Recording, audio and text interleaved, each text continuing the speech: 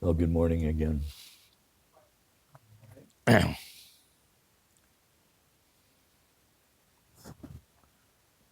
want to start with a quote from a man, John Shelby Spong, who was a Episcopal priest, bishop, and teacher for a bit at Harvard Divinity School, and a liberal theologian. And listen to what he wrote. The idea that the truth of God can be bound in any human system, by any human creed, by any human book is almost beyond imagination. God is not a Christian. God is not a Jew or a Muslim or a Hindu or a Buddhist. All of these are human systems which human beings have created to try and help us walk into the mystery of God. End of quote. Walking into the mystery of God. Maybe as Buddhists, since we tend not to use the word God as often, as theocentric religions, maybe we say the mystery of existence or the mystery of being. Why are we rather than not? Um, as most of you know, maybe you don't. Today's the first Sunday in Lent in the Christian sacred year. And the next 40 days will lead up to Easter. And Lent is a time of abstinence, of fasting, of penance, uh, of self centering. And it's reflective of the time that Jesus supposedly spent before he started his public ministry. He went 40 days out in the desert for the very same thing to fight with his demons, if you will, and come to an understanding of who he was before he went to share his message with the people. Well, 30 years ago, this past Wednesday, which was Ash Wednesday, when I was a student pastor at a small Presbyterian church here in Royal Oak for a year, I met with my supervising pastor. And fortunately, Reverend Dr. Harry Capps was a traditionalist and a ritualist. And he believed that the mystery of God, if you will, is most uh, representatively expressed and found through the practice of ritual. He was a traditionalist. And so we met in his office on that Wednesday morning, and I lit a stick of sandalwood incense so that we would have some ash. And we did a couple of readings, and we shared prayer, and we shared penance with one another, kind of a rote, trite, cursory admission of our wrongdoings, and um, and then we used the ash from the sandalwood incense to mark the sign of the cross on each other's forehead. And we both got a lot of meaning out of it because both of us felt that the Protestant Reformation in the 1500s had kind of thrown the baby out with the bathwater. And there was a lot of tradition and ritual that got tossed that had meaning. And yet, in trying to clean house, it got thrown away. And of course, Harry was had a PhD in clinical psychology. Later became but me and him here. Later became the head of the spiritual care department at Detroit Medical Center, and then after that went into private practice. And Harry believes strongly in the sacrament of confession or penance and reconciliation. Um, it's part of the reason he became a clinical psychologist. You know, you talk your problems through, get your demons out of you to improve your life. So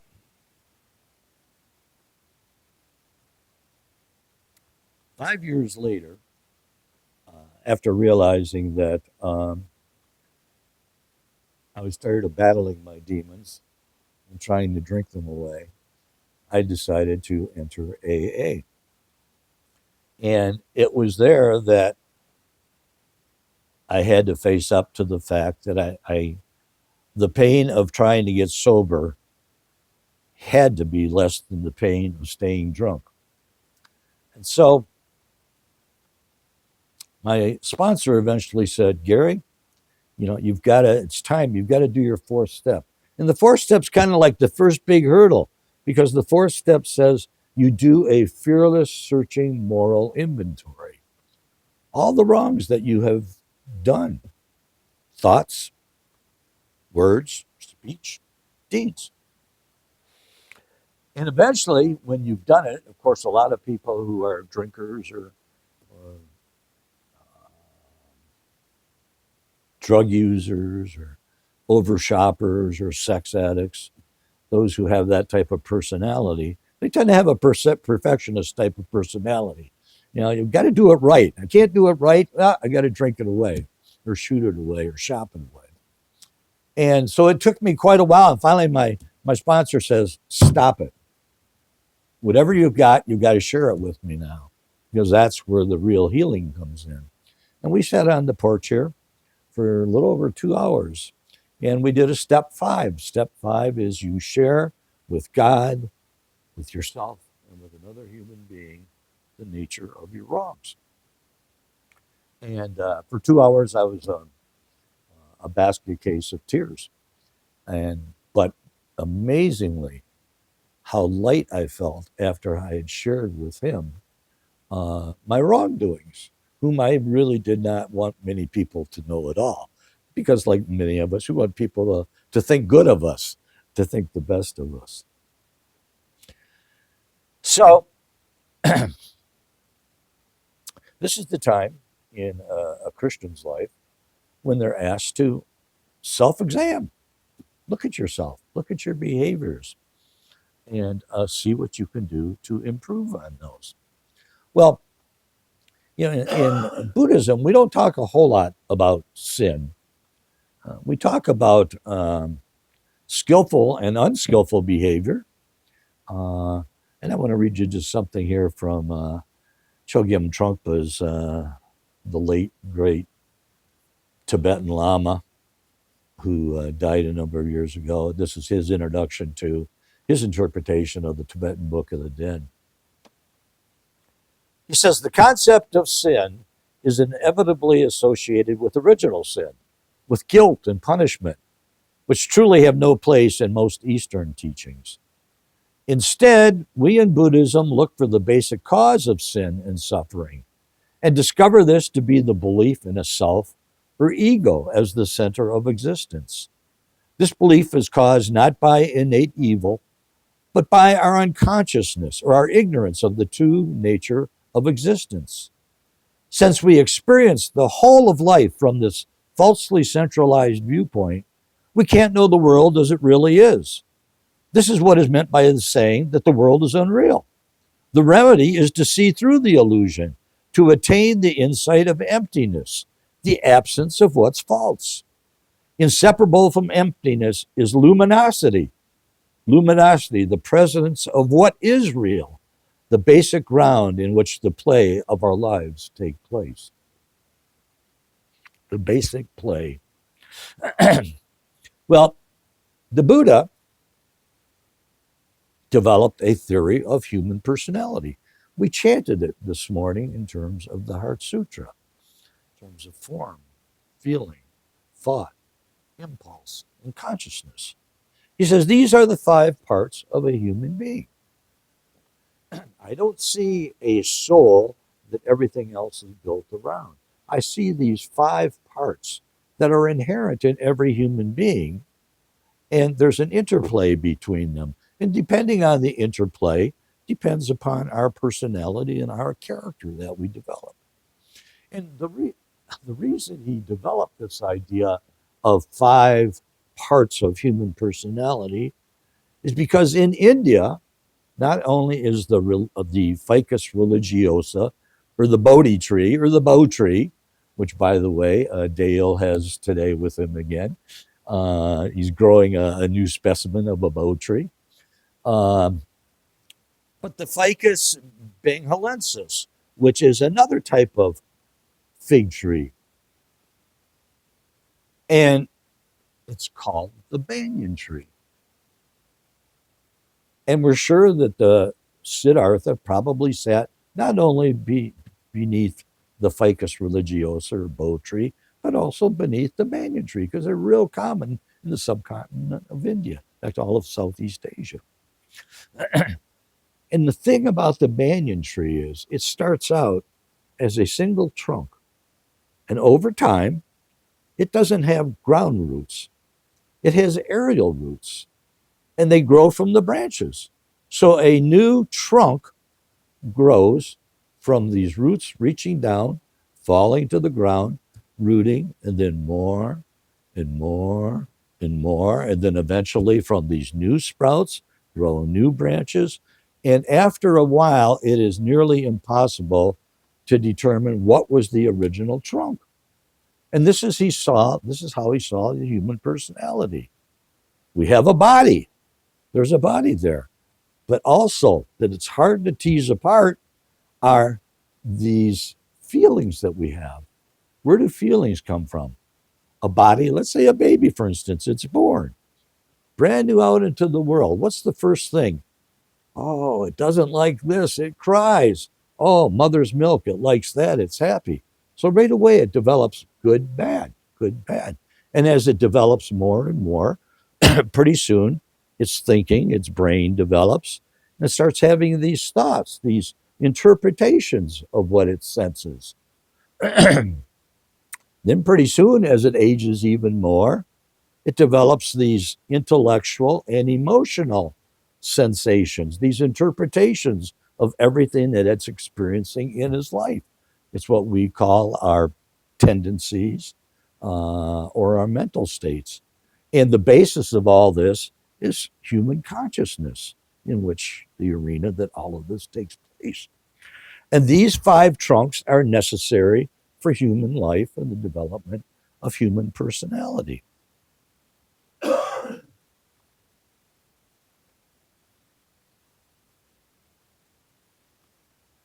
There is a banyan tree in India called the Great Banyan Tree. And believe it or not, it's about 250 years old and it covers nearly 5 acres. One tree, 5 acres from just growing out, rerooting, growing out, rerooting, growing out, rerooting. Virtually impossible to tell where the original tree was or trunk. But this is how we are. We're this compilation of these five independent, can't exist alone. We need all of them for human life. And this is where personality comes from. And this is where our light and dark comes from. Imagine the Buddha sitting beneath a banyan tree, for instance.